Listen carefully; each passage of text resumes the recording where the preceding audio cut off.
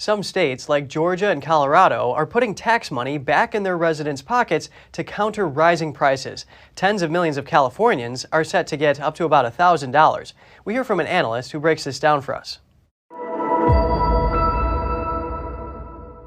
Joining us now is Robert Hughes, Senior Research Faculty at the American Institute for Economic Research. Great to have you with us today, Robert. Oh, thanks, Kevin. It's great to be here. California, along with several other states, is sending out inflation relief stimulus checks. What are the pros and cons of this initiative?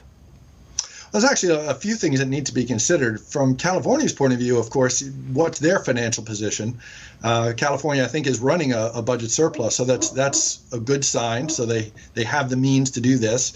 You have to ask whether this is really the most efficient use of their money, what other obligations they might have, underfunded liabilities, how their infrastructure is doing. So from their point of view, it's a complicated decision. From a consumer's point of view, I'm sure it's good to receive some money to offset some of these high prices. Okay, so you mentioned from the state and from the public's point of view. Now, do you think this will ultimately help or hurt Americans who are struggling with these rising prices? I'm almost certain it will help the people getting it. I believe there's income tests on it. So the people who are receiving these stimulus checks are going to be the most impacted by the inflation we've seen.